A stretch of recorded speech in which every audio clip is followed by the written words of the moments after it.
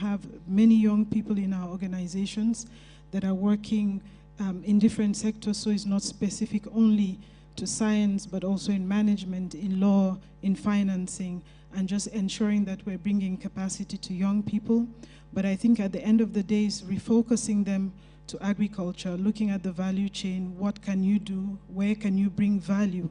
I think young people can bring a lot of value, looking at digital tools, looking at AI, how does this influence our decisions? And at the end, how then do we sit with policymakers and ensure that conversations around data, fact, science, moved information. On the other hand, you had also previously, before I came, asked me to just give a quick conversation around how we can increase maybe agricultural productivity in the ASAL regions. And I just wanted to give a very concrete example of one thing that we have done. So there is a project that we ran that we called an improved approach to community-based nutrition in Turkana County. And for me, this was the first time that I was flying into this region, so from Lodwar, and we drove all the way from Lodwar to the borders towards Uganda. This project helped to renovate some of the irrigation lines that we have in that region from the Torquay River. We have built some. We have built solar-paneled boreholes. We have brought in a different way of looking at agriculture. So pastoralists, we know, are the ones that are being affected the most by climate change. Water is becoming very scarce. How do we ensure that first the nutrition of women and children are being made? We ensured that women were being taught different farming, conservative farming practices. We introduced crops that perhaps sometimes are not even these pastoralists are not used to that. I give an example. You see a woman who grows watermelon, and sometimes they're asking, this is watermelon, what do we do with it? Beans, peas, cowpeas. Beyond that, there was the commercial part, which they were growing sorghum. There's a village called, forgive me if I don't say it right, Navitea, towards that region. And we have 72 hectares, farms, about 30 households that are growing sorghum, and these products are being bought by the World Food Programme. So there is a way that we can convert, in a way, resources of pastoralist communities to see how they can take charge of their own food security and ensure that when we have then drought issues like we have seen in the last couple of seasons, that families, especially the most vulnerable children and women, are protected. We've reached over 880 households. We have seen that there can be some sort of conversion, that pastoralists also can grow foods that can help mitigate the risk of food security in their communities. Thank you very much. I think we need more time, which is not there. So I'll go to the policy director. The policies most of us are used to, especially in the agricultural space, start with a statement that if you do not register your bees, you are going to be fined 1 million shillings or be imprisoned or both.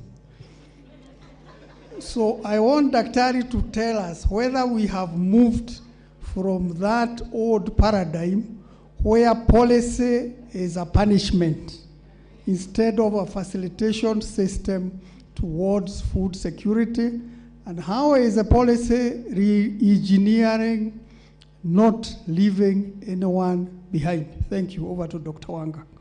Thank you very much. I think if Dr. Kahi was a politician, he would light up a lot of fire. Colleagues, my name is Dr. Wanga Christopher, Director, Livestock Policy and Research from the Ministry of Agriculture. I wish to thank the organizers for making sure that we have this summit. Typically, policy is a support tool, and for many of us, I wish to just highlight that we have two sets of policies, the written and the unwritten. The decrees are part of policy, A lot of times they may have more mileage than the written. But back to the issues, policies are supposed to be facilitative. And in the agriculture space, especially if I talk about the livestock sector, we have endeavored to streamline the issues of policies that speak to the needs of the Kenyan people, bearing in mind, you heard what Khalid told us, that almost 80% of this country has been arid and semi-arid. But with the climate change, this is bound to grow. And the easiest investment, without a lot of pushing in capital, livestock resources. So this is actually one of the future foresight for this country's development. And I'm happy that we are with the private sector within the agriculture space, because we want to invite all of you to push in your resources to support the development of this sector, because it holds the key to the future. Back to the policy focus. In our area, we have had 3 key policies that are leading the sector.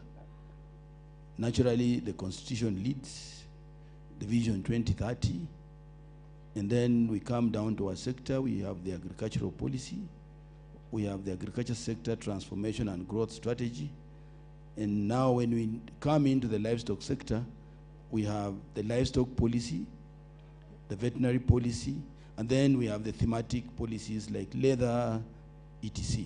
Why do we have a lot of those? It is important that we all relate with each other. And if it's only me who knows, and probably our moderator, then the country can't move. And that's why policy is written, so that we can be able to work with everybody, so that we play our roles, we synergize instead of competing.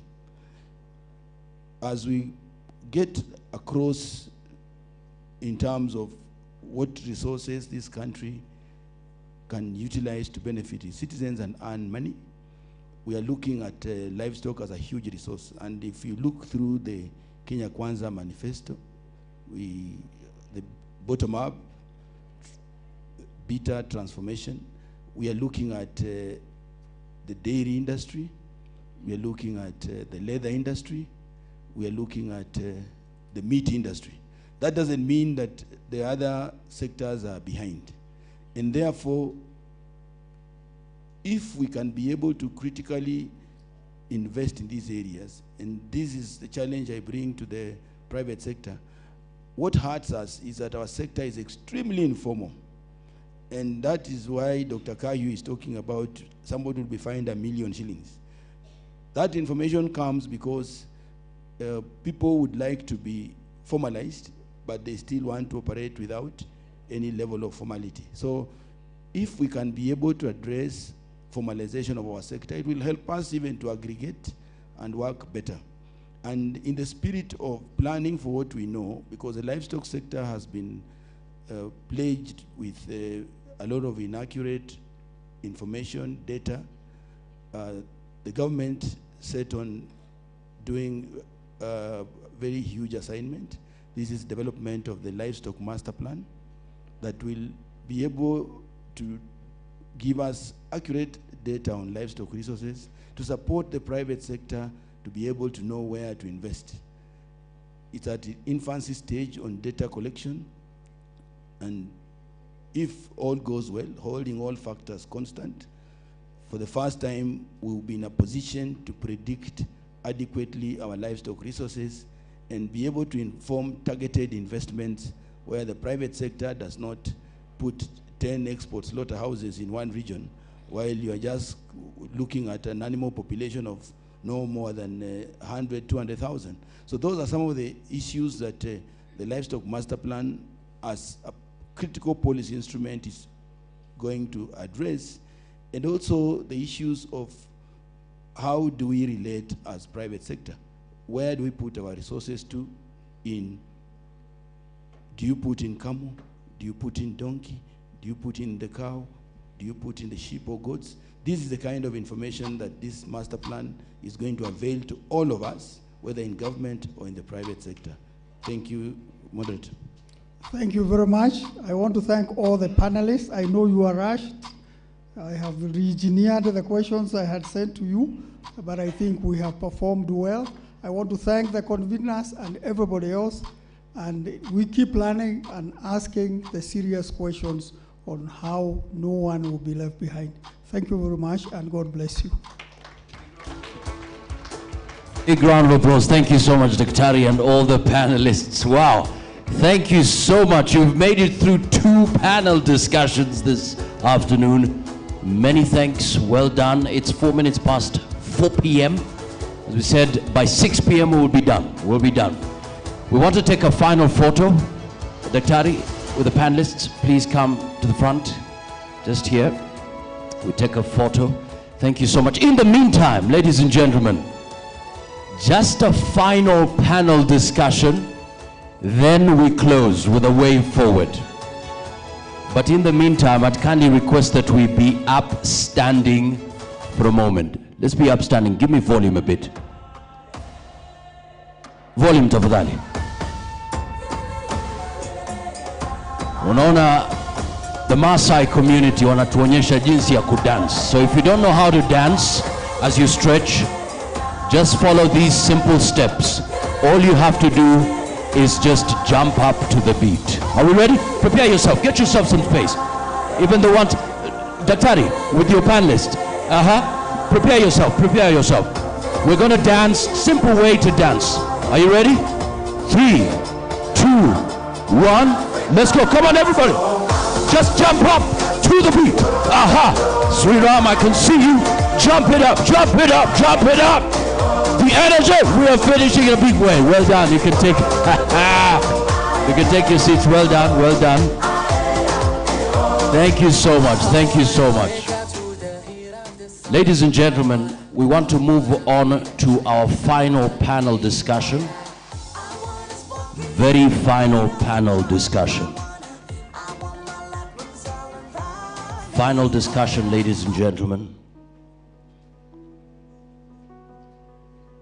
Simply put, food security. Simply put. And I really want you to pay attention. We're going to have a quick presentation, but in the meantime, consider Kitui County. Let's have that story. Drought, hunger, and maybe somehow thinking, what will happen? Who will come up with the solutions? Let's take a look at that video. Let's take a look at that video. Let's have the screen. Thank you so much. So this was the story in Kitui County. This is the situation in Kitui County, a looming humanitarian crisis after the rains failed. And now hundreds of families in Kitui County are staring at famine in the face. Residents are now calling on the national government to come to their aid. Martha Maluki, a resident of Bondoni in Mwingi West constituency, says the crop failure has left most families desperate, and now pupils are dropping out of school. Kuna njaa mingi sana. Ndio hata hiyo mvua ingine ya mwezi ya 4 hatukupata kitu. Kwa hivyo tulikuwa na matumaini sana kwa hiyo chakula yetu. But Cleopas Kindiu has taken upon himself to initiate the water harvesting project by digging trenches and building culverts that will ensure water gets to the tanks of the farmers in the area.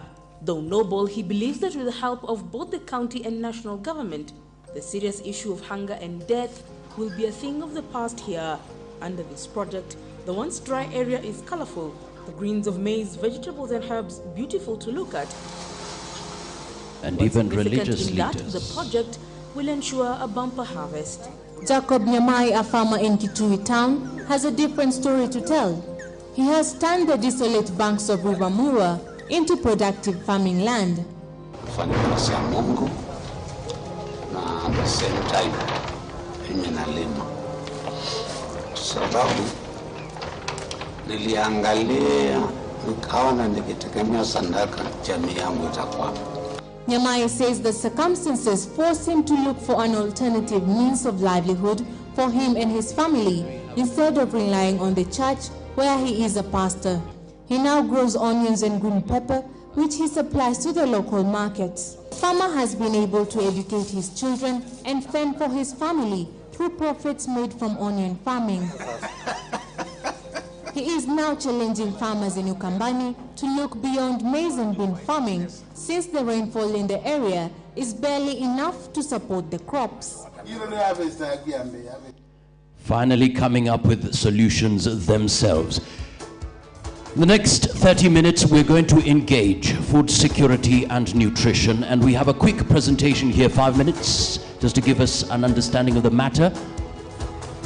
Please, I welcome our presenter for the moment. Please take the stage. Ms. Sheila Birgen, Country Lead, Kenya Innovate, UKKTN Global Alliance Africa, 5 minutes. A big round of applause for her. In the meantime, I'd kindly request Mr. Gerald Masila, Executive Director, East African Grain Council, please take to the front as a panelist. We also have Isaac Goka, Agra Program Officer, Regional Food Trade, please take to the stage. Mr. David Kinywa, Humanitarian Resilience and Inclusion Lead, British High Commission, please also take the stage. In the meantime, Sheila Birgen, 5 minutes.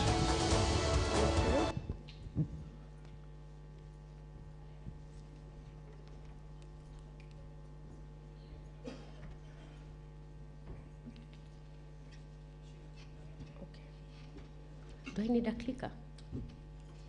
Or I just signal you?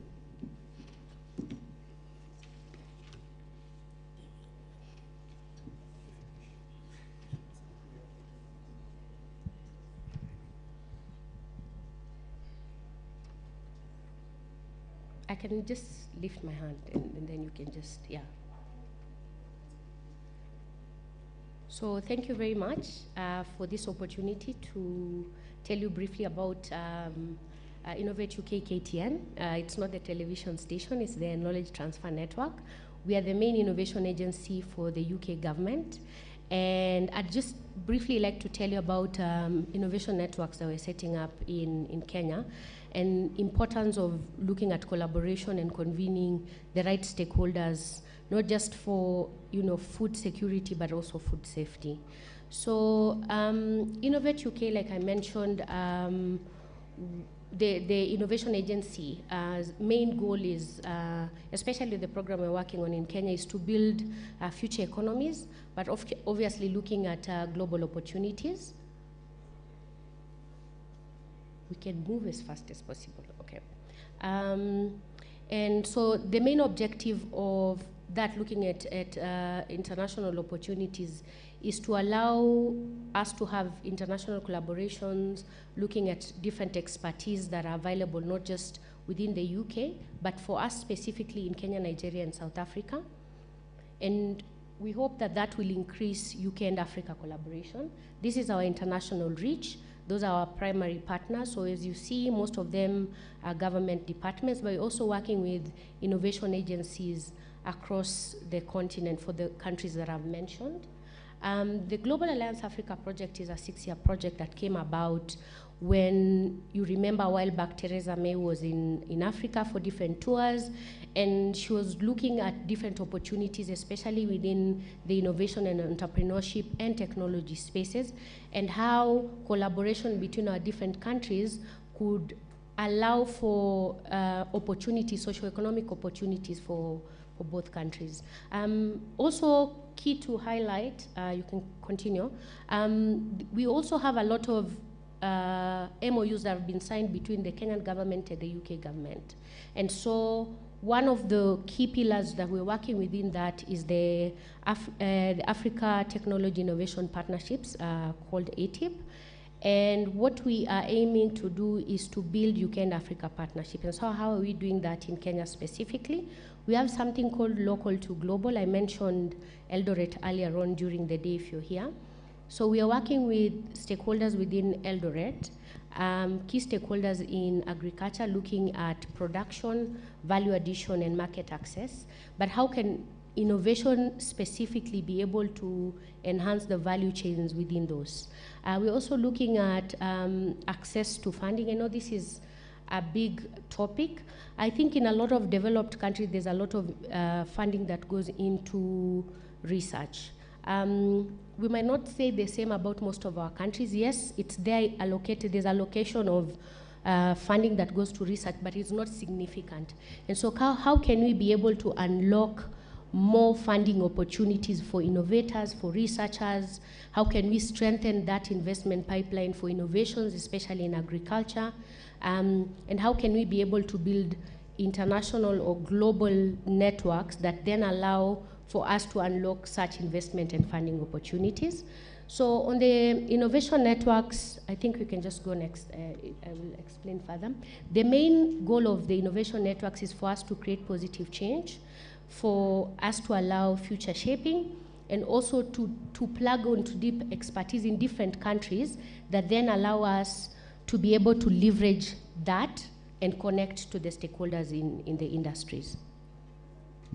So what is, and how did we get to, yeah, just go ahead, to alternative proteins.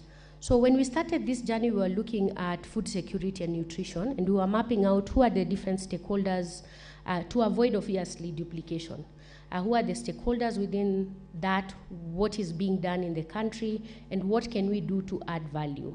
And so we convened a number of stakeholders in Eldoret, and we asked them where are the challenges, or what are the challenges in the sector, and what do you think we can do, especially what component can innovation work on to be able to enhance the safety and security of food in the country. And so what they told us was, there's a lot of interventions happening, but those interventions, unfortunately, are not plugging into forgotten foods and alternative proteins. And alternative proteins are things like legumes, things like nuts, things like insects, so grasshoppers, locusts, kumbe, I don't know, the termites.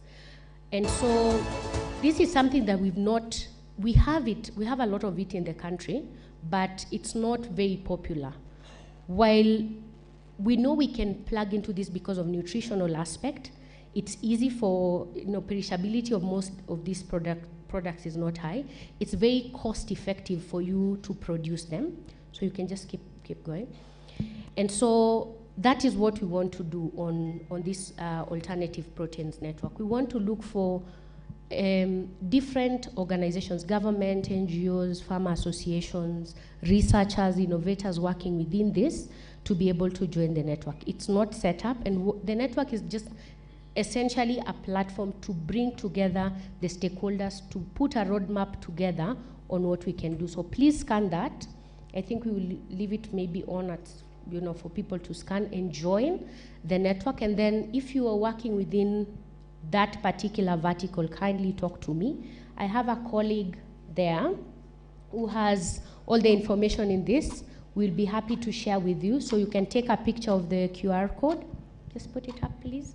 And you can scan it, but I'll be around after this so that we can talk more about what we can do. Thank you. Interesting part there. Big round of applause. Forgotten foods. And I really want to come very quickly to you, David, in terms of your interventions when it comes to arid and semi-arid lands. The big question would be, how has the UK supported food security and nutrition improvements in the Açores? David. Thank you very much. My name is David Kinyua from the British High Commission. I work as the Humanitarian Resilience and Inclusion Lead. And I think I will not say a lot because I think Sheila has touched on most of the things that we look at and collaborate with. But I want to say that we work across the whole food security and agriculture food chain, from research, innovation, to trade, farmers, working with researchers, working with county governments, national governments, transport, trade and everything.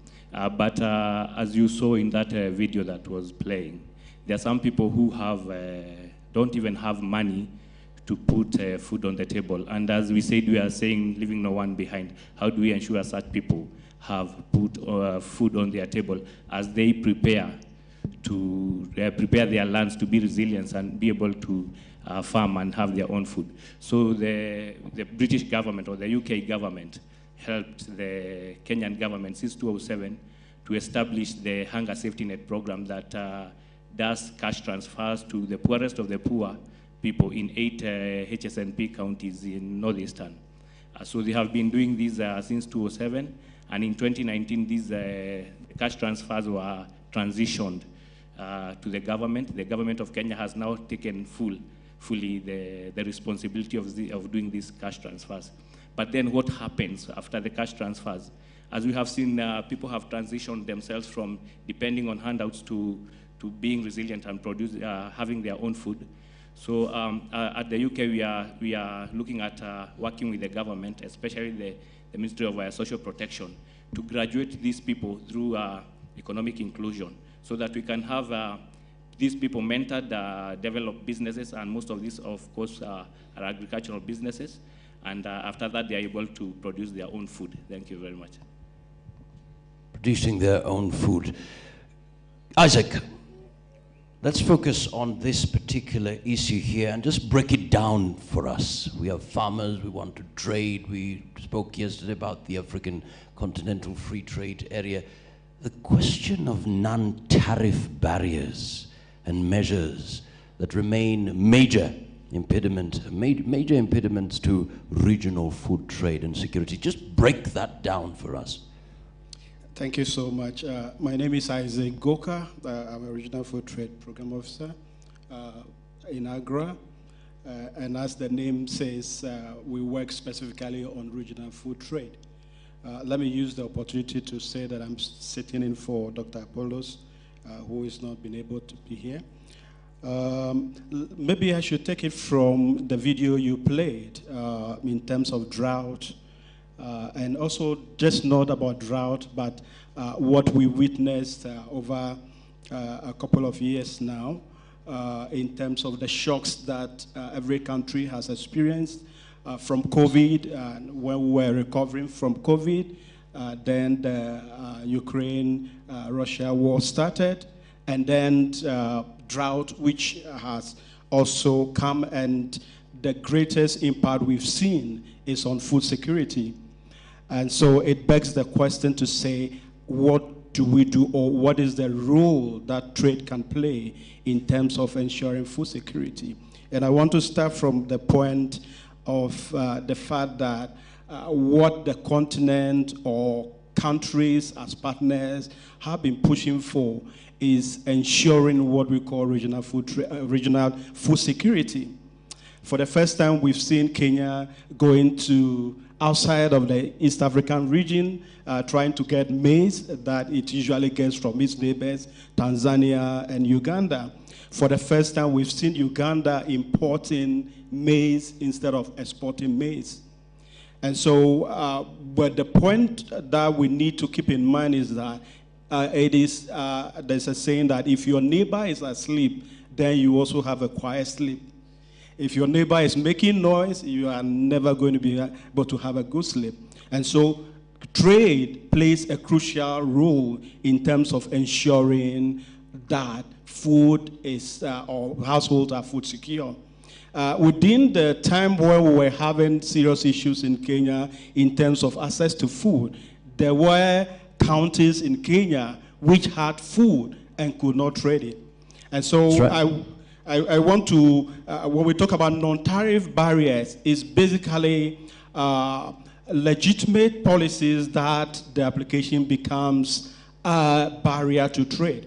And so we've seen policies within the region during this time of crisis, or food crisis, where everybody is looking inward instead of trying to say, how is my neighbor doing? And so remember, non-tariff barriers actually emerges from what we call non-tariff measures. non-tariff measures are supposed to be legitimate policies or rules that is meant to protect human, animal, and plant life. However, the application, for instance, food safety is a legitimate public policy to make sure that what you eat is safe. However, the requirements and then the compliance to that policy could become a barrier. How am I doing on time? In fact, I wanted to just break it down. So these are legitimate, but when it comes to application, there are impediments. So where's the disconnect here? So let me take, for instance, it is in Kenya's interest to ensure that they have an internal food security. So Kenya might say, look, we don't have enough food stock, so we need to restrict export of maize into other countries. However, that policy, as much as it is legitimate, it could become a barrier to trade into the region in terms of undermining regional food security. Okay. Gerald Masila, Executive Director, East African Grain Council. Your thoughts in regards to the same?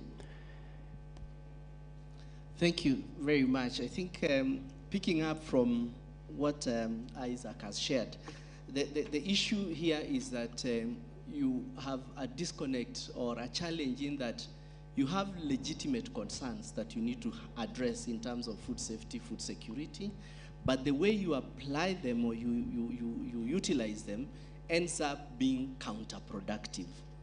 How do we deal with it? How do we work so that this happens? And I think one of the questions would be, how would you persuade governments, for example, to not apply non-tariff measures or technical barriers to trade? And there are a few thoughts come to mind. One of the thoughts is that many a times when we see governments in the region, not only the Kenya government, putting up export bans, import bans, and those kind of measures that usually come very abruptly, no notice, which is against actually the World Trade Organization rules, WTO rules. One of the issues is that these measures are taken for lack of information and lack of knowing what stocks you have, for example, in your country, and this goes to data. And in data, one of the solutions we've been working together with AGRA and with support from the UK Aid and other partners is developing a tool we call the Regional Food Balance Sheet. Regional Food Balance Sheet. And the balance sheet has borrowed from the accountant's normal balance sheet where you have your stocks, you have utilization, and then you're able to project to see, given the stocks you have today and your rate of consumption, when are you likely to run out, if you will run out, and therefore you can make decisions early or ahead. But to construct this food balance sheet, you need data.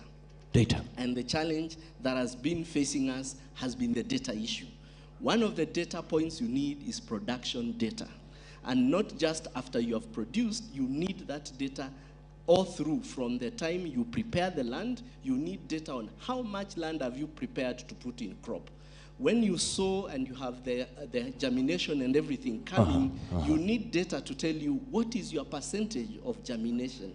Are you at 90? Are you at 100? Are you at 40? Because that already tells you, gives you a red light if you're off. And all the way up to when you harvest, you get that data to know what you have harvested. All right, Gerald, thank you so much. A big round of applause to the panelists so far. But I just want to get a feel. I've seen you looking keenly following. What is standing out for you? Yeah, thank you very much. I was just sharing with my boss here that is why we do the surveys. When we planned, when you go to the counties to check how is the crop doing, then we start preparing what we do. But then, thank you for giving me this, because I will say that we are developing as a ministry a policy to blend maize with other cereals. The likes of wheat and maize, we blend with the sorghums, we blend with the millets, so that we add nutrition to the food. So we are talking of at least 10% of these other crops, so that we can also lessen that burden on the maize, as well as create a market pool so that we have farmers producing millets. Where you saw Kitui, maize is not doing, we have now to do the millet so that the millers can get enough millet to blend with the maize so that we don't have to go importing every single grain from Uganda and Tanzania. So very well. Dear panelists, so that we are not having a this conversation ourselves, we just want to get a feel of what are you picking from what we've just spoken about? Thank you very much for the opportunity. From what I'm gathering from the conversation now and also before from the other panelists is that innovation has a very key role to play in terms of providing solutions to the problems you're undergoing in food security. And I think we need to give more attention to innovation, more so that that which is coming from the universities and from research, and also try as much as possible to make the research to industry link very visible and possible for us to be able to utilize innovation to ensure we have food security. So there you have it, innovation, research, link to the market. Okay, let me come to this side. All right, My name is Nathan Kipkoech Kipchumba. What I have realized from the time I came is that we have very good information. I learned a lot. And at the same time, there is a weak link between the government and organizations. Like now, for the case of this one, there are some organizations who have not understood even that we have what we call public participation. We are developed. So let's capture that. Maybe the talks we are doing here, let also the talks go far to the villages, so that also the constitution itself, we match the constitution and what we are selling. Thank you. You know, we're talking about food security and nutrition, regional food trade and safety nets in the arid and semi-arid lands. We've heard about innovation, research. We've heard about public participation. As we close this session because of time, a challenge. And when I listened to this gentleman from Michigan State University, I said, okay. So there is a big difference between Asia and Africa. Why? And this is what he had to say. Let's have that video, please. Let's have that video, please. Just listen to him as you also prepare your final remarks in response to what you've just heard from the participants. There we go.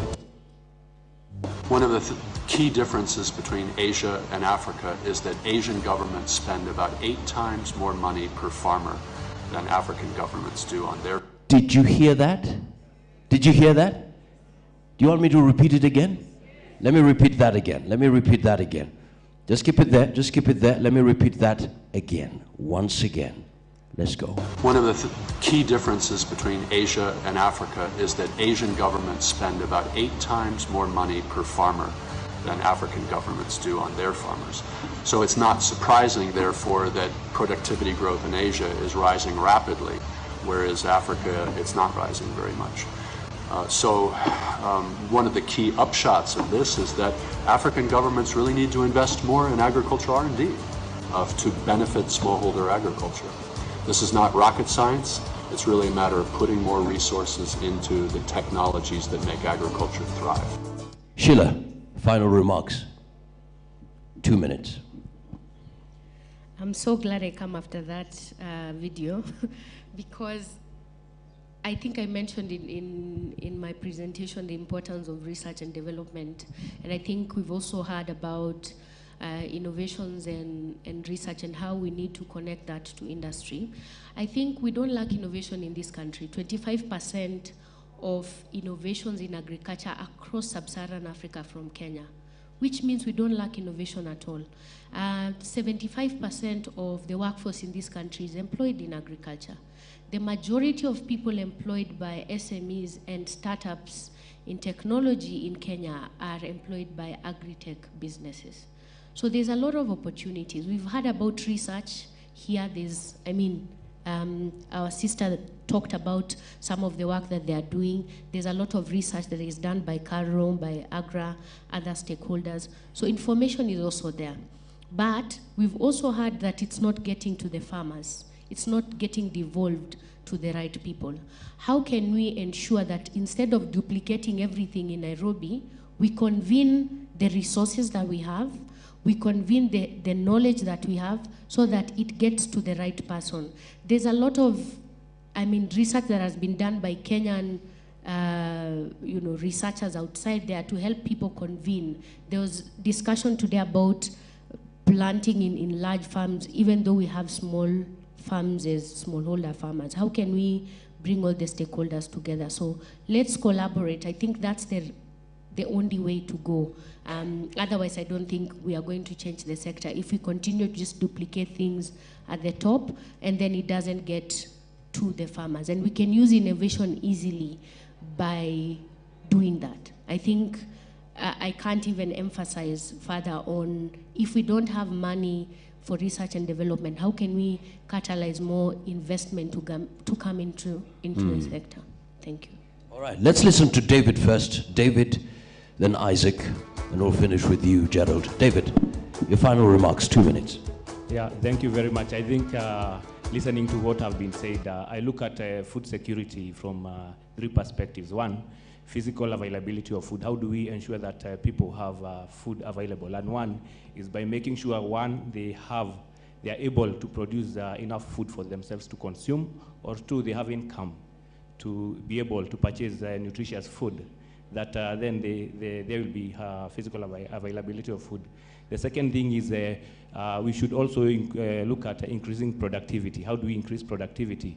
By having innovation and research that brings a new technology that brings improved seeds, fertilizers, and all these things.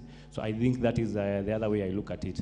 But with all that said, I will also look at 3 things that the lens that we will be also looking at these 3 things. One is when you look at productivity, access to food, and physical availability of food, we should look at that with the lens of innovation, information sharing, but also ensuring that women and girls are involved. And I say that again, please. Please say that again, for some reason. In fact, there was a time we only had gentlemen. You remember that? So I was wondering, where are the girls? Where were the women? So just say that again. Yeah, maybe the burden of feeding our families lies with women and girls. And I think as we look at physical availability of food and making sure that income is enough for people to buy food, we should also look at that with the lens of women and girls' involvement. And finally, I will say coordination. There's a lot that needs to be done for us to bring all these things together. And I think it is the role of government to have a whole of government approach, but that places also the private sector at the core of driving food security in Kenya. Thank you very much. David, a big round of applause to David. Thank you so much. Isaac, over to you, 2 minutes. Thank you. Let me start with the video we watched, investment in agriculture. And I want to start with the fact that I heard a gentleman talking about farm.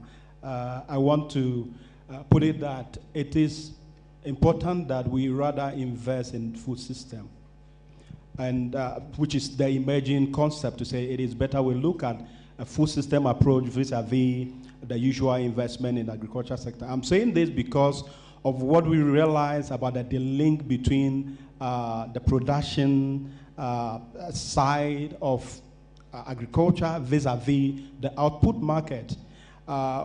Many a times we've seen farmers produce so much enough good output, but they can't find market for it. And the program I worked on, which is funded by FCDO, the UK government, and USA, really that is where we came in to say, look, it is important that we are able to connect the market, the production with the market. And I want to say that we really need to pay attention to the food system, and that is where we are going to get our youth and women much more contributing towards agricultural transformation. Because as we know, our youth are never going to go mostly into the farms, but they are going to look at where somebody said here, a panelist said here, that the only thing that can attract the youth is the money. And it is the upper side of the agricultural value chain that the youth are going to find value in terms of participating in agriculture. And so inclusive agricultural transformation is something that we need to pay attention to in terms of investment. We just need not to invest in the seed, in the technology in terms of harvesting, post-harvesting, but we also need to look at how we invest in the other side in terms of the output market. I want to end with that. Thank you. Isaac, big round of applause, please. Well done. Thank you so much. Gerald, close for us 2 minutes in a big way. Go ahead. Thank you very much. I think Professor Tom Jane has put it quite strongly, that it's a question of investment. Are we investing? And connected to that is we have to realize that the land and the natural resources that we have are actually resources that, although we may be having certain individuals who have ownership and control and what have you, they still remain a national resource that is supposed to produce for the prosperity of us as a country, as a people, as a region. And so at the moment, our land use policy does not recognize that. It does not recognize that this is a national resource, regardless of whether it is an individual or two, you've got whatever it is. And so we also don't go a step further to find out what are we producing from this national resource, and is it meeting our requirements? And are we productive? Are we efficient? How are we doing it? That conversation does not happen. And that's why in some jurisdictions, all land belongs to government. You are only given, a list to utilize for a while, and you actually apply to say what you will do with it, and you are even given milestones, which you report back. So you are given an allocation of, say, 1,000 acres, and you say, these are the things I want to do, and the investment I'll put it, and you are told in a year, 2 years, we will come to check on a scorecard how you are doing. Do we do it in this region? We don't. And that's part of the biggest challenge we are having, in that we have a resource that is supposed to nourish us, to feed us, because as a country, food and hunger is the worst that any human being can go through.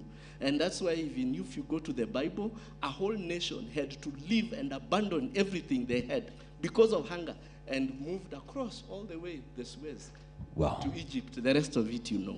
So if as a country we cannot address that with that seriousness, then there's a problem, I submit.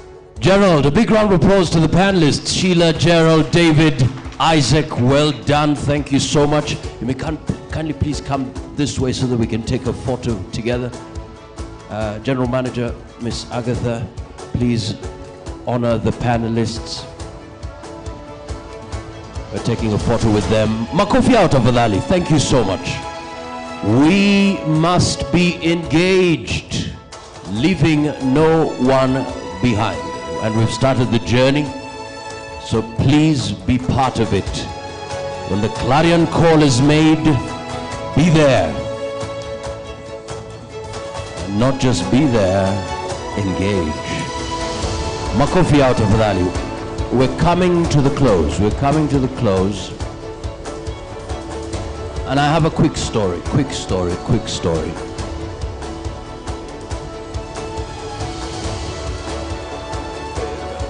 It's a famous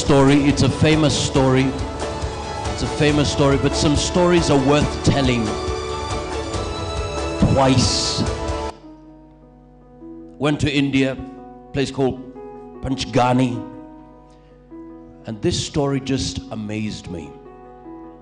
Young boy going to school, everybody stuck in traffic, waiting for somebody to do something, maybe the government to do something. But this little boy decides, you know what? I'm not going to sit in that bus and wait for something to happen. You see, a tree fell, blocked the road, so people are waiting for something to happen. You know, they're all waiting. They're late, but they're all waiting. And the little boy comes. You see what had happened is the tree fell, started raining. They said, well, we'll remove it once the rain is over. But the little boy decides to go head on, face that tree.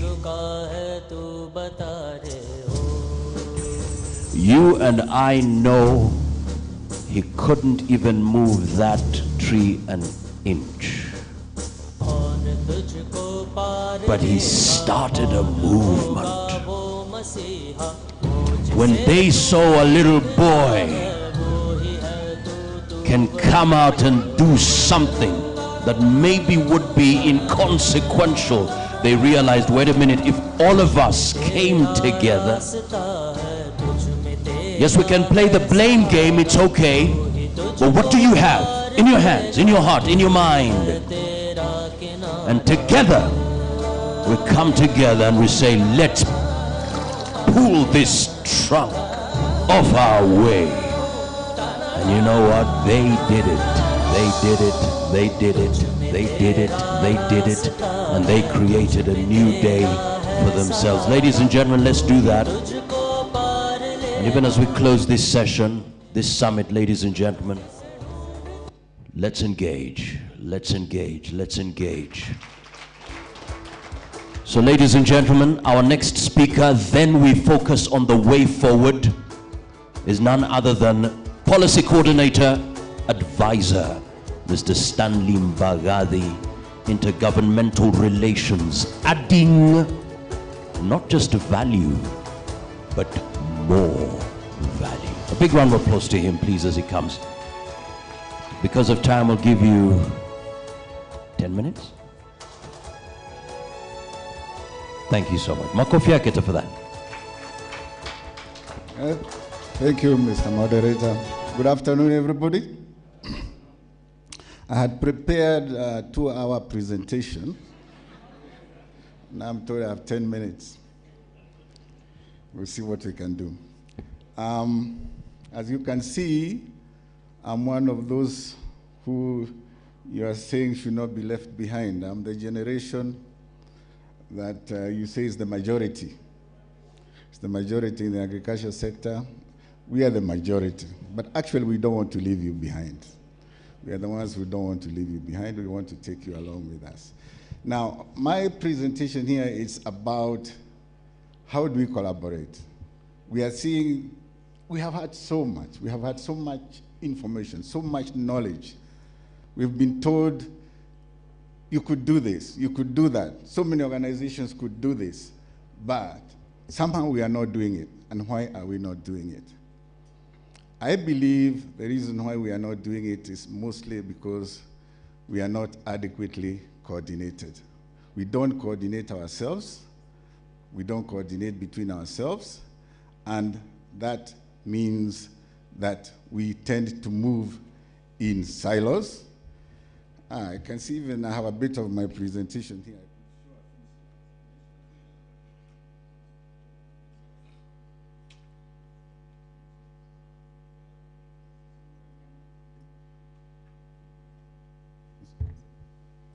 This one. Oh, you can see something. Yeah, I'm going to present about intergovernmental coordination. And that is about having a framework for intergovernmental relations. Somebody, the last person who spoke there, talked about the Constitution. Talked about the need to stick to the Constitution and to follow the tenets of the Constitution. The Constitution of Kenya is very clear. It says there must be consultation, cooperation, and coordination between the two levels of government, right? To be able to do that, there is need to have a structured way of doing it. Dr. Kuplimo mentioned it earlier today, mentioned that the agriculture sector is very well coordinated. We have a mechanism. That means we have to have a structured mechanism. And the agriculture sector has already developed a structured mechanism for intergovernmental coordination. Let me see if I can use this. Yeah, the purpose of it, so that we can go faster, is of course so that we can coordinate our communication, our actions, and all that. And yeah, and it aims to foster. If you look at the second sentence there, information sharing, joint decision making to achieve common goals and enhance public policy outcomes. That one I'm sure we all want. The structure of an intergovernmental framework normally involves agreeing on who is doing what, agreeing on the roles and responsibilities of each level of government. An intergovernmental framework looks at the fact that there are different actors who are making decisions at the different levels. In our country, we have decision makers at the national level. We also have decision makers at the county level. And each of those levels must be doing what it is supposed to be doing and not doing what it is not supposed to be doing. Right? In the agricultural sector, that was realized quite some time back, and back in 2016 we formed the Intergovernmental Framework for Coordination called the JASCOM, the Joint Agriculture Sector Coordination Mechanism.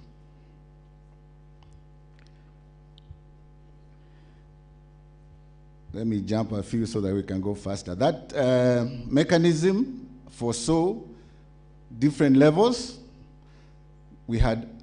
It foresees a level at the highest level of the summit, where you're talking about governors meeting with the president, and also having a forum that brings all the stakeholders in the sector together at the intergovernmental level. And we have what we call the Intergovernmental Forum for Agriculture. Some of you may have attended it, and there, all the issues that you are discussing here are discussed, and decisions are made that should influence policy. And decisions are made that then need to go to the next level, which is the steering committee. As you can see, and we formed a joint steering committee that is made up of the national and county governments, the Council of Governors, Agriculture Committee, and the national level, talking of the CS and the PSs. They form a steering committee, and they have also incorporated important stakeholders like now the agriculture sector network. ASNET has also now been also included in this steering committee. Then there is the technical level. It was mentioned earlier that there is a technical level that looks at what are the issues. When they come from the Intergovernmental Forum, they go to the technical committees who decide or who debate and agree and discuss and analyze and come up with what should be recommended to the steering committee for decision making. That committee is also made up of national and county governments. They are called sector working groups or SWAGs, and I can see quite a number of members here who belong to that. We have a sector working group on policy. Dr. Wanga is one of the, actually the chair of that group. I may mention that the formation of this structure did not just come from anywhere. We have a lot of people who have worked a lot on it. Like the general manager of ASNET was one of the founding discussants on this mechanism, as she was the CEC Nyandaro at that time. I can see quite a number of others like Dr. Osia Mwanje, who was also chair of the caucus. So we have that collaboration and it's taking place, and we are discussing it. We have had 3 Intergovernmental Forum for Agriculture. We have actually had several JASCOM meetings, and we have 4 technical working groups, and those 4 technical working groups are very active, and they are working and producing results as to what should be done in the sector. And as I said, they are made up of the 2 levels of government. The the technical working groups, they are on policy, they are on capacity building, they are on communication, they are on research. And what I want, so that since I have very little time, I want to show you how it looks like in a diagram. If you look at that diagram, at the top, what I mentioned is the summit, the presidential summit, and then below that you have Intergovernmental Forum for Agriculture. That's where we all come together. And in that forum, that forum is chaired by the Council of Governors, the chair, and also the PS. Not the PS, the CS Agriculture. That's the highest level. Below that, we have now the steering committee, which is the JASCOM, the Joint Agriculture Sector Steering Committee, and that is chaired by the CS and the Chair Agriculture Committee from the county governments. It is actually this decision-making entity, the JASCOM. IGFA raises the issues, JASCOM makes the decisions, but JASCOM is informed by the technical working groups that we mentioned. At the county level, we have the CASCOMs, the County Agriculture Sector Steering Committees, and those are multi-stakeholder. The county brings together their key players to discuss issues in that county that needs either their own interventions or they need to have national interventions, and then they are pushed forward to the JASCOM if need be. Would like to mention also the fact that the mechanism has a secretariat called Joint Agriculture Secretariat, and that secretariat serves the steering committee and serves also the technical working groups. Now, if you look at the two sides of this structure, one side is, of course, the county, the Council of Governors, the Agriculture Committee, which is also a cooperatives committee, and the caucus. The chair of the caucus is with us here. The former chair of the caucus is also with us here. The other side, as you can see, of course, is the ministry, going down to the different programs and departments. Now, we would hope that the middle level, which is where we come together, goes all the way down to the sub-CASCOMs, which are at the ward level. That means a decision made at the top will also be responded to at the bottom, or the decision made at the bottom will also reach the top. You notice that we are linked to the ASNET. The ASNET also brings in the issues. So the issue here is, let me go. I want to, the 2-hour presentation, make it very short. Yes. The intergovernmental framework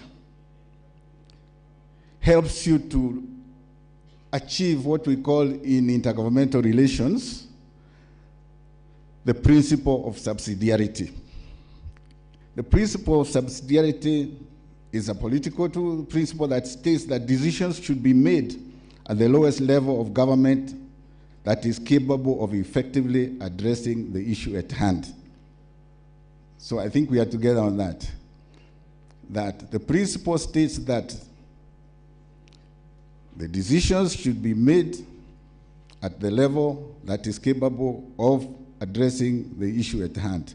So if it is an issue that needs to be addressed only at the national level, it should be done at that level and not at a lower level.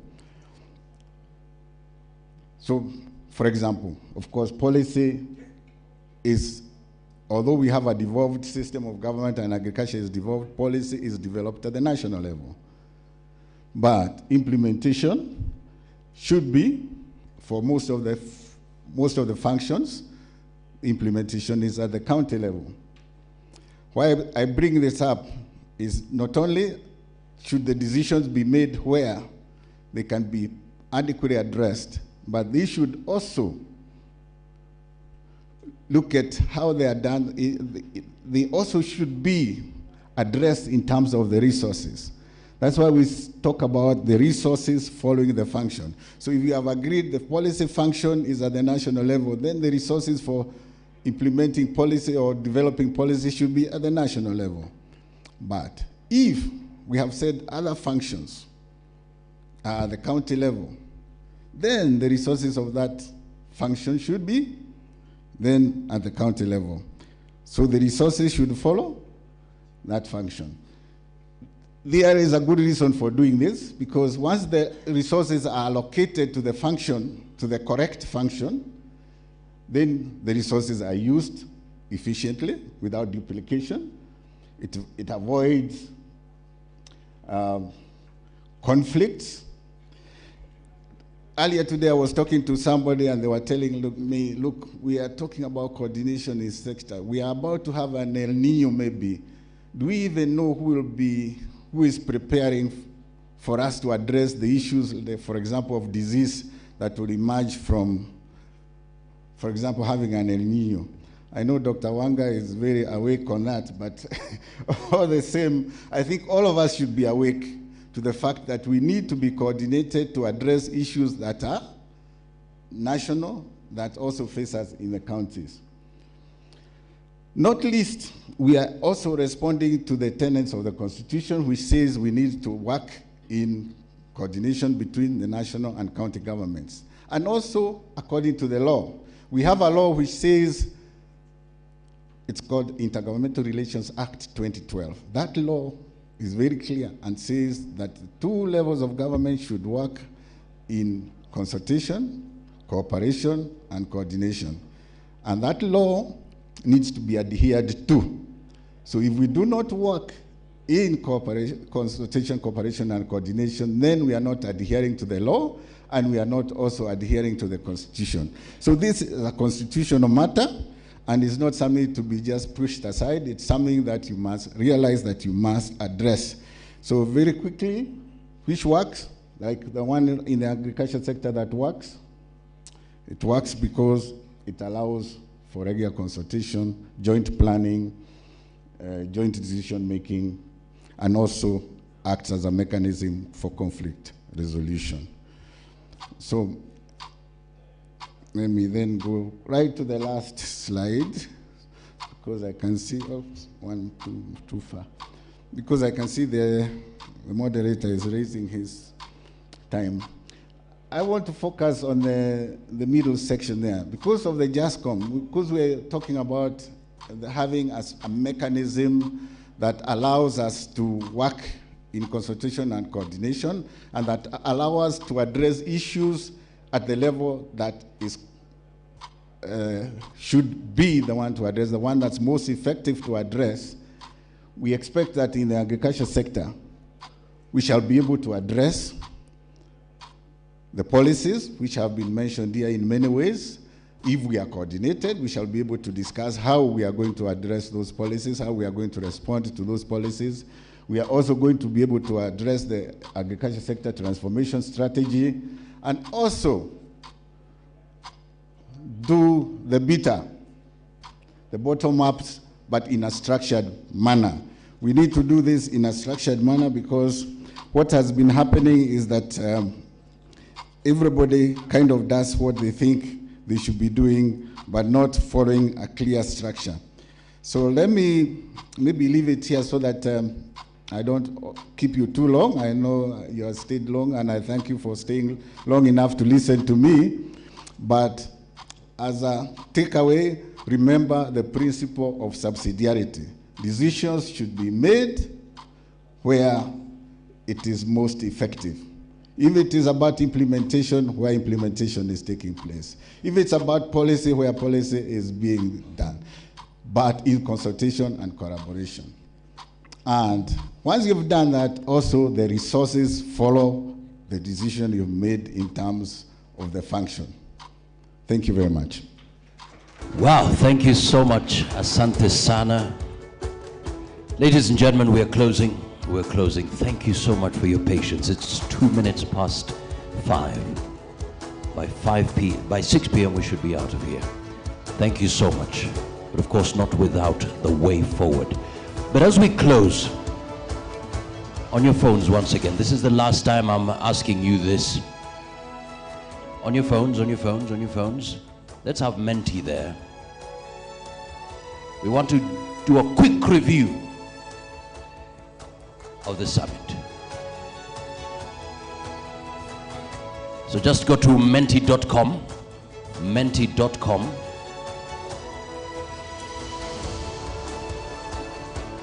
The code is 72123879.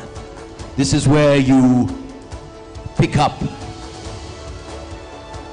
the statement that we started with, honest conversations. How would you rate the first day? Above expectations, meeting expectations, approaching expectations, or below expectations?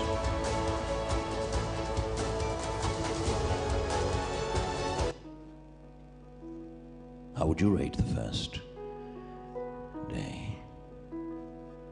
Menti.com, menti.com.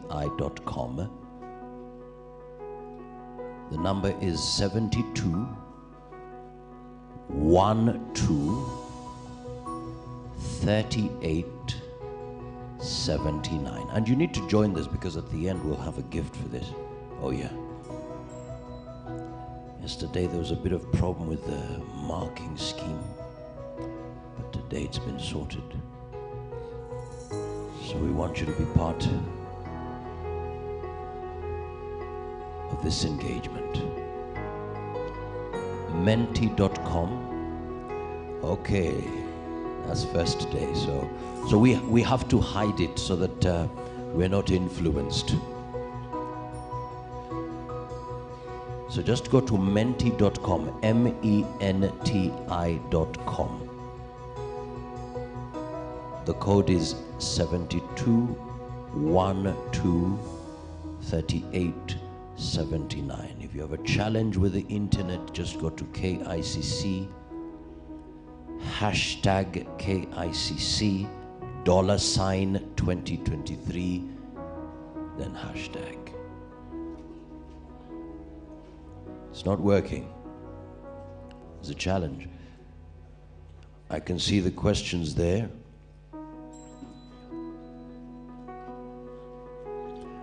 One person has logged in.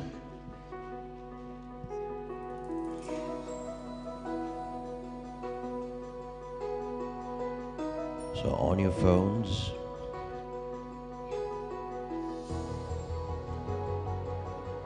All right, all right. 6 minutes past 5. There you have it. Okay, so there are options there. Just click on it. Is it above expectations, meeting expectations, approaching expectations, before expectations? Just click on one of the choices there. Just click. Once you click, it reflects. You submit, then we wait. We see the results. That's it. It's as simple as that. Simple as that. Simple as that. Thank you so much. 49 people are in. Fantastic. Okay. 60, 54. All right, that's a good number. Let's move on to the next question.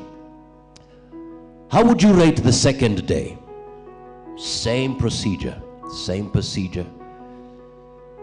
Above expectations, meeting expectations, approaching expectations, below expectations. A closing. A closing, 57. Is that 59? Yeah. A 40. 60. Yeah, 60. Okay. Because of time, we'll move very quickly. Let's move on to the next question. How would you rate the whole summit? The whole summit. The whole summit. Let's hide. Okay. This is purely so that we don't influence the results. 58, 61, 62. Fantastic. 64. Okay. 65. Okay. 66. Excellent. All right, let's move on. Now, this is where you tell us, you know, What topics are you most interested in, even in the future? We've already spoken about the Summit 2024. What topics are critical for you personally and even for other parties out there? So youth in agriculture, that's becoming a big deal indeed. Food security, okay. What else? What topics are you most interested in? So the 2024, God willing, when we meet, we say, you know what? We looked at all the topics that you suggested and boom, we're spot on. Food security, innovation, food security, climate change and mitigation measures, food and nutrition security, value addition, how to find ready market for our produce, food security, subsidy in agriculture, food security, food marketing and value addition, value chain, capacity building per nodes, youth in agriculture, food security, food, climate mitigation, digital agriculture and youth engagement. Keep them coming. We're about to close, 58 people. Don't miss out on this. 60, 61, let me make it to 64. 64 we close. 63. There's one more person. Fantastic, 66, well done. What should we improve on? Don't move that. This is where I want you to be as real as possible. You're saying, are we able to hide that? Let's hide. No, it's okay. Be as real as possible. We want to improve.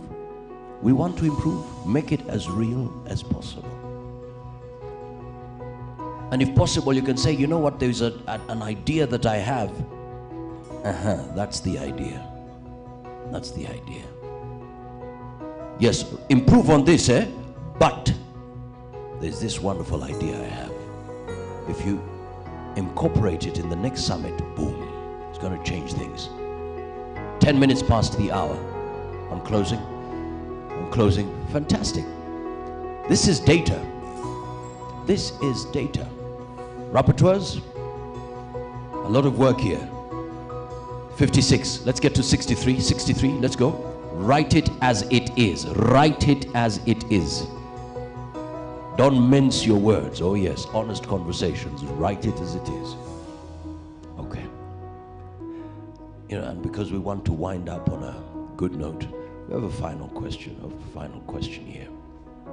Final question. 63. Let's just get to 64. 64, one more person. Fantastic. All right. Final question, let's go. What stood out for you during the summit? This is where you just have fun with it. Anything that stood out for you, just write it there. We just want to appreciate, celebrate, and immediately after this, keep your phones on because we're going to have the quiz. It's just a short quiz. Oh yeah. So what stood out? Blame game. Okay. Program so condensed. Okay. Thank you so much. Appreciate it. Technology in agriculture. Photo selfie. Wow. We need to have a final one. On the spot panel discussions, the manner in which questions were tackled. Asante sana. Kuza Biashara Innovations Technology in Agriculture to help farmers. Awesome. Kuza presentation. Hey. Sri Ram. Well done. Agriculture data is key in addressing policy, digitalization in agriculture, leaving no one behind. The focus being the smallholder farmer. Fantastic. Networking. The Office of the President, Dr. Menjo's words on the new framework are promising. I hope they are delivered. Okay. Information in agriculture. Well done. Engagement for Kuza presentation. Fantastic. Keep them coming. 57, 58. Let's get to 63. We're closing. The role of private sector and development partners in ensuring food security. Let's keep them coming. All right. And now, ladies and gentlemen, just hold. We went fast. But hey, it's okay. Thank you so much for the comments. Join. Remember to include your name. And we want to start slow. Only 2 questions. And Dr. Bimal will be ready to come.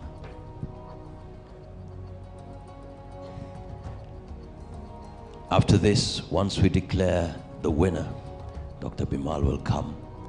We'll take a final photo immediately after his Way forward.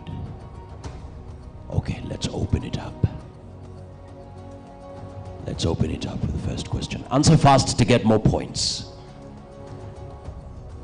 What is not part of the summit? The summit theme.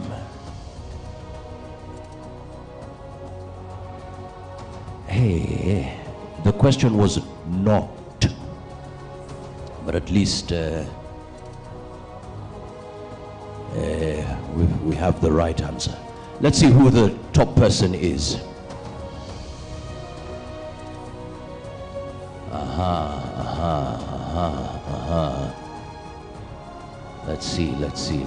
Let's see. Where's Bill? Bill Ukwabi? Bill? Where's Bill? Mkono, tafadhali? Bill? Okay, Bill is not here. Okay. Faith uko pale? Lord, where's that? Oh, okay, fantastic. Okay, final question. We see who the winner is. Final question. Answer fast to get more points. Simple question. Who is the organizer of this summit?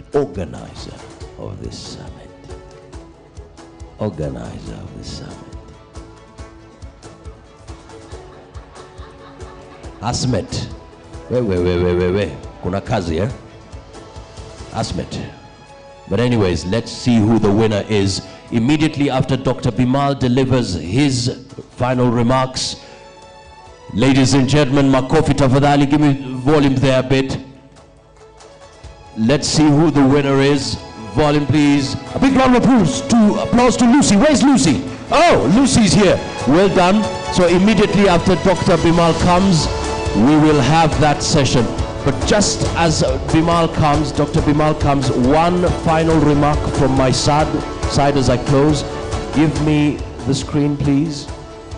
Presentation. Ladies and gentlemen, this probably is the last time I'm standing to give you any further information. I close with this final story. I hope it will make sense to us. You see, in the race of life, as you run, sometimes when you pass others, this might happen to you. But use that as a force. Sometimes it's not enough to run, sometimes you'll have to fly. But what are you willing to do to win? What are you willing to do to win? What are you willing to do to win? Hit somebody, kill somebody? But look at that, that's a child, but the guy still keeps on running. Is that winning? And that's the spirit we got from our Kenyan brother. When our Kenyan brother couldn't make it to the final end, look at others, they were passing him. But look at his Kenyan brother. His Kenyan brother decides to stop close to the finish line and says, leaving no one behind. Together, let's cross the finish line. Ladies and gentlemen, that's why we're here, and we want to close now with a way forward. Dr. Bimal. A big round of applause to him. Welcome. This way, please. Welcome.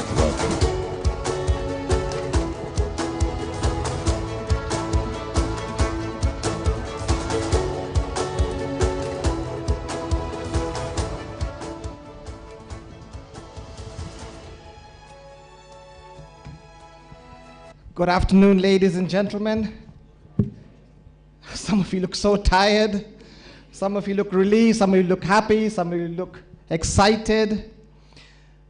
Finally, we've reached the final few moments of our really wonderful two-day conference. If you liked it, can you please clap? Let me see the loudness of your claps. Ms. they didn't clap. You didn't enjoy it? With a black hat, you didn't like it?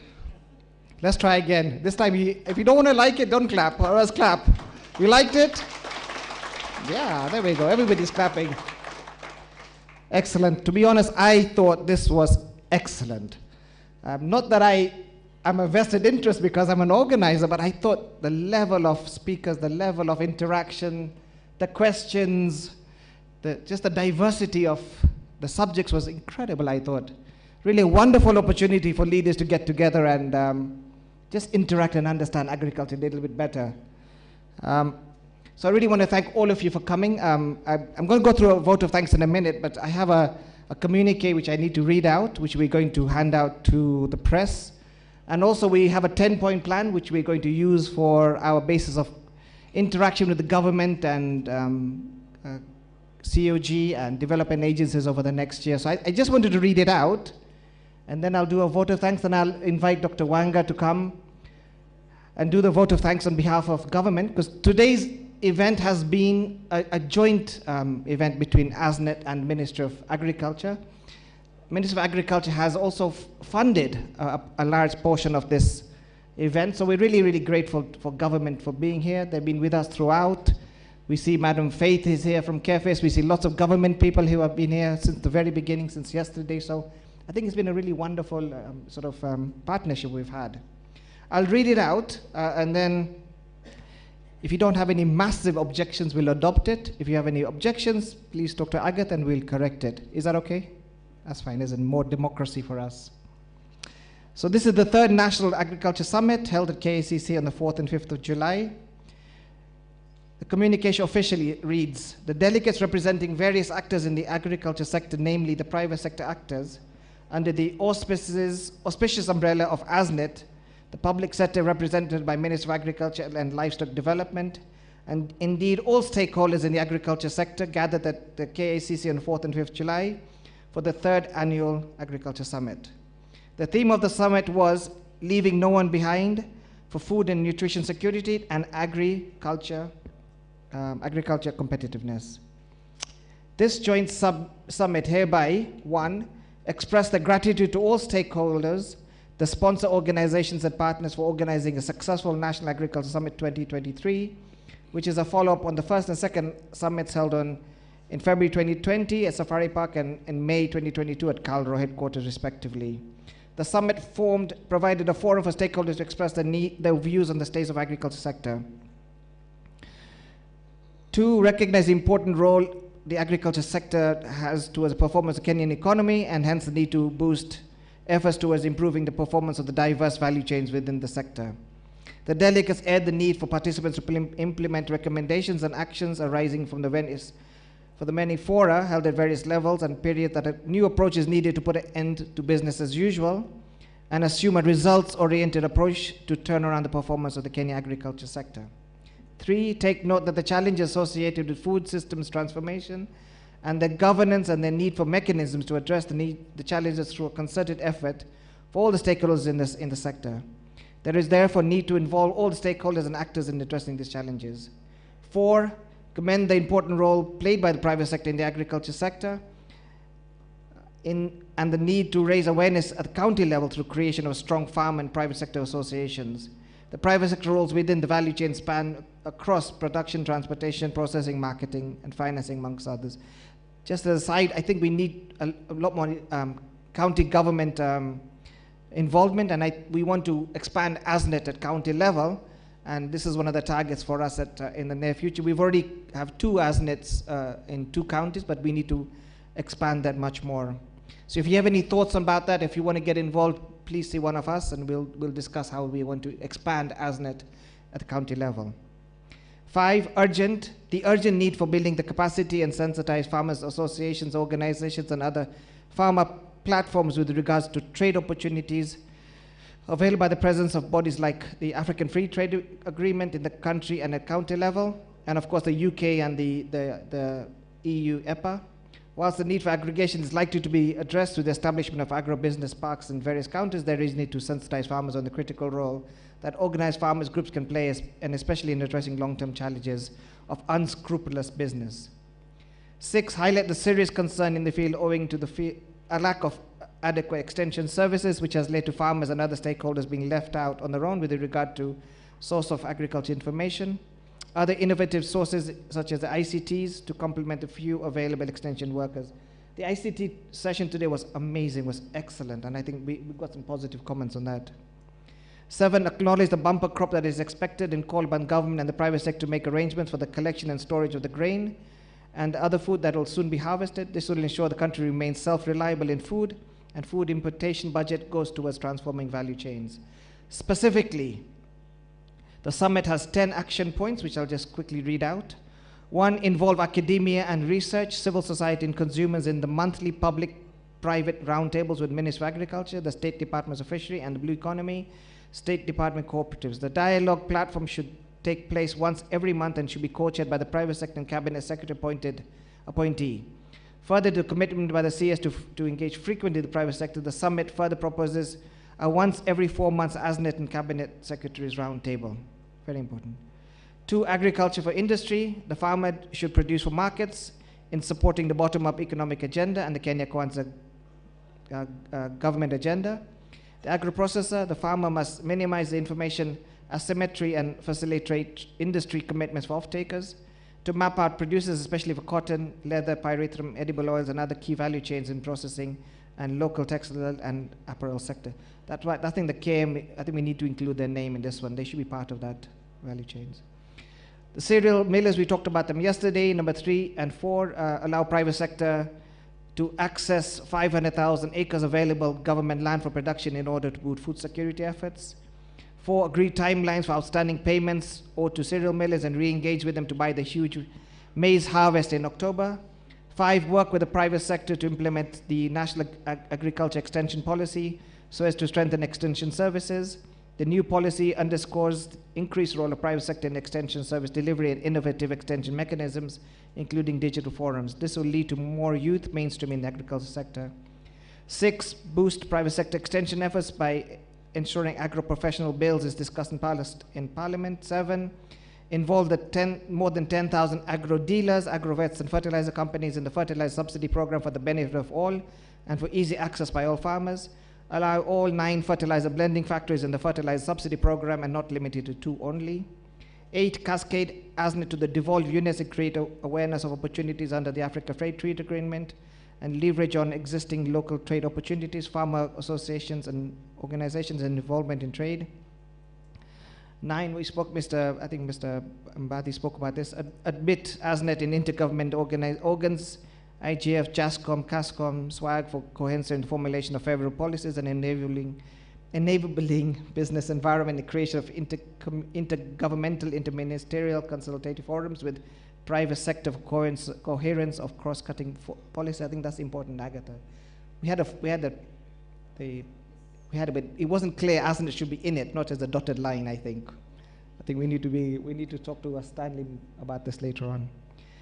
10, and the final one, together with the private sector, create awareness of new food safety policy and build capacity of the private sector actors under the new food safety policy and the Food and Feed Safety Coordination Bill 2021 as food business operators both at national and county level.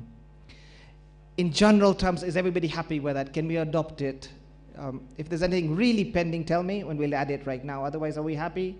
If we're happy, put your hand up. Yes, with overall. Yes, overall. All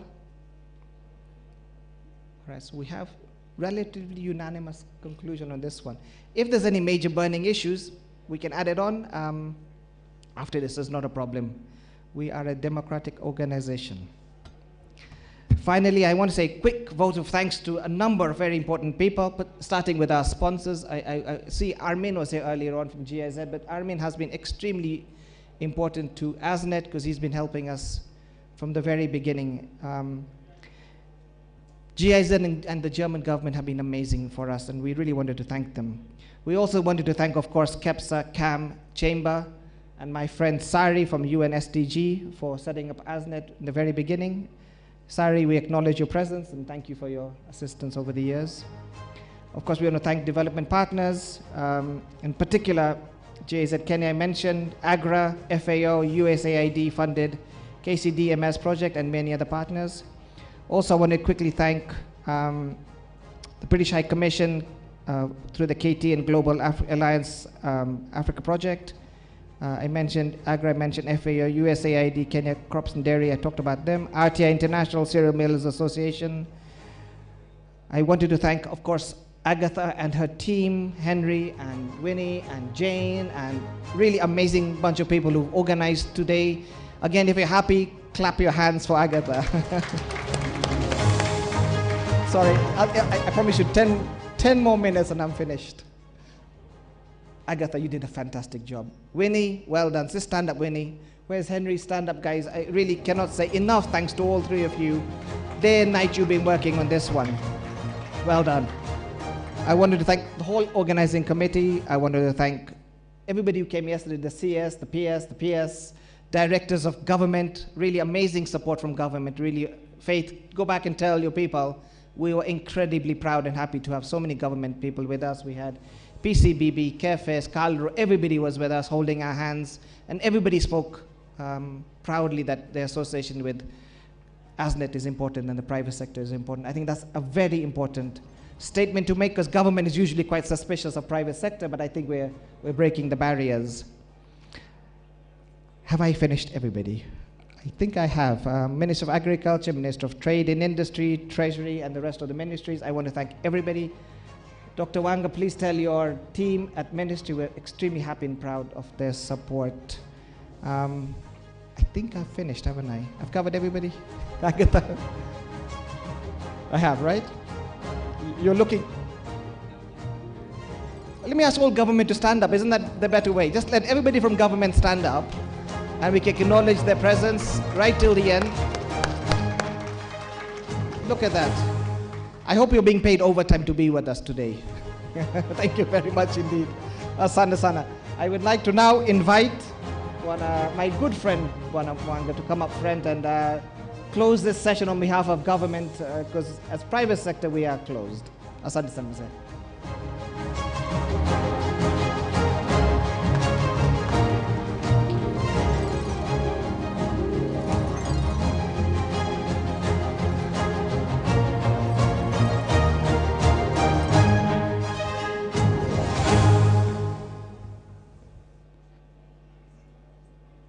Dr. Bimal, the chairperson of ASNET,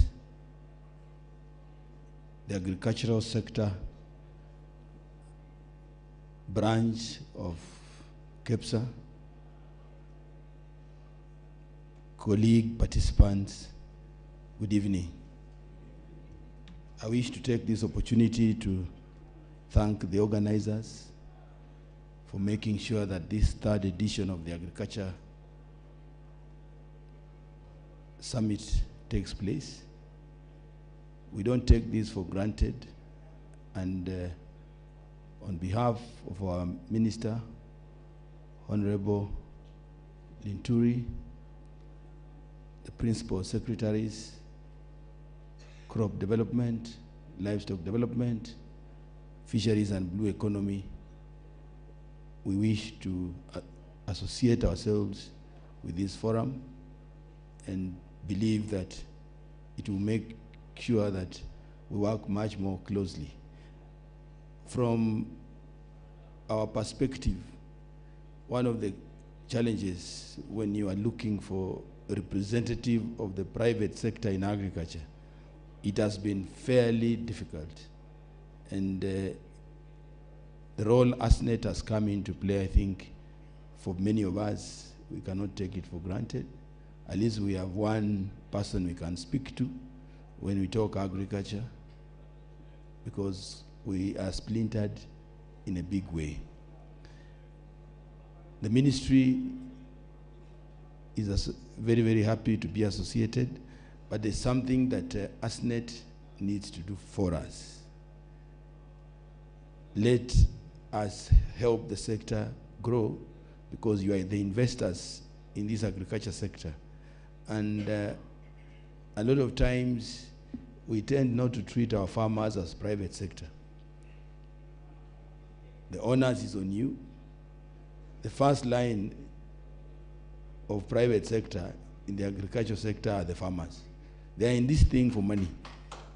But somehow we tend to leave them behind. So in the next focus, Dr. Bimal and your team, let's find a way of getting these guys on board. And that's the only way we will make sure that our agricultural policy and the agriculture sector transformation and growth strategy is implemented, because we want to treat farming as a business. Because a lot of our farmers, and if I may withdraw to my cocoon of livestock, they actually they don't do business. Somebody is just a neighbor to his animals. You all leave in the morning and you meet again in the evening. Whatever the animals have gone through, the chicken, the livestock, nobody cares. And yet he wants to make money from those investments.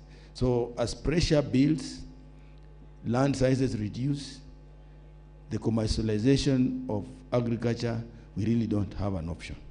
So we heavily rely on you to hold these people's hands, walk them through, let them see the business sense. From trainings to exposure, exchange meetings. When the drought was very, very severe in this country, some people in Western Kenya, where rains don't fail, were complaining. So one time, one of our county governments managed to take them to Turkana. And that farmer association, people have changed their perception of agriculture. They are in serious business because they saw what drought had done to their contemporaries. So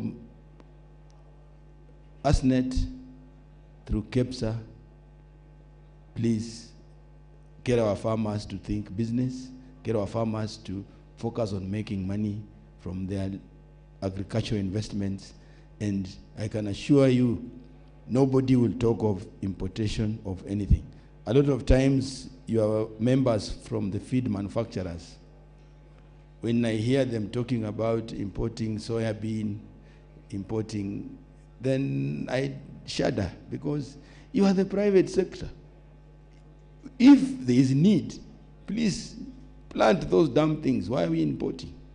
So this is something that ASNET should really partner with government, that whatever that is in short supply, seize the opportunity, and as government, the support is fully guaranteed. And through your CEO, Agatha, we want very strong involvement from the counties, from the open forums, when you are doing any policy instruments, be they bills, regulations, or policies. Please take an active role, because that is the only covenant we have when you are prescribing or proposing how private sector, the citizenry, and government will relate. If you keep quiet and a policy instrument passes or is validated, then we complain later. I think it's not very fair to yourself. It's also not fair to our sector. So thank you very much. I believe on behalf of our Waziri, we will get your resolutions so that whatever is supposed to be implemented by the ministry, he'll be able to follow up the implementation. Whatever is supposed to be implemented within fisheries, crops, livestock, same the PSS will do, so that in the next year's summit, we'll be giving a report card on the performance of what was resolved in this meeting. Otherwise, with those remarks, I want to wish all of us journey masses and officially declare this meeting closed. Thank you very much.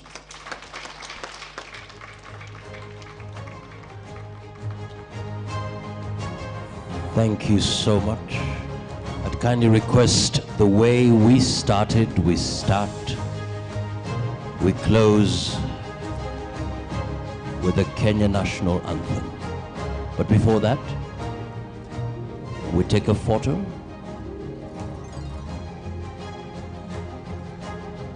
A group photo.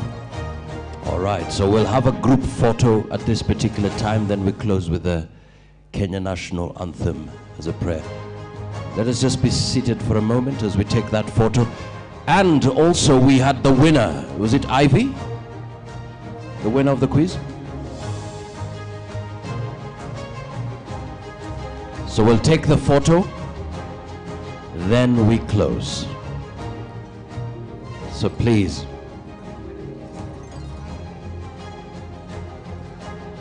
Photographers, tuko tayari. Aha. So all of us to be upstanding. Or this space. So let's then have our national anthem, then we can take all the photos as we close. Is that okay? Let's have the national anthem as a prayer, then we get prepared for the photo of the moment. So ladies and gentlemen, wherever you are, let us be set for the Kenya national anthem and then the photo session. Thank you so much for coming. Remember, next year, God willing, 4th and 5th, 2024, the next summit. The national anthem.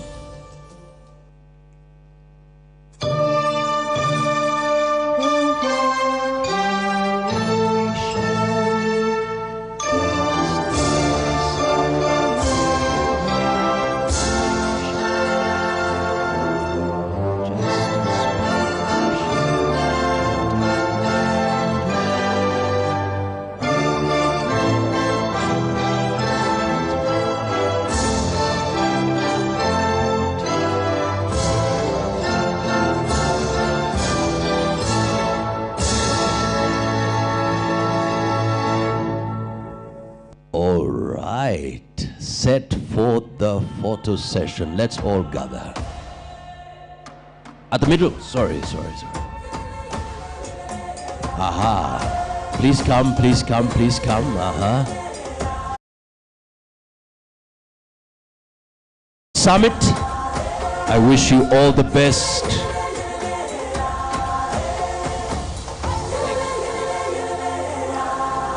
Lucy as well. With the gift, Winnie has the gift. Winnie, sorry. There. Okay. Ladies and gentlemen, all the best. God bless you. See you at work.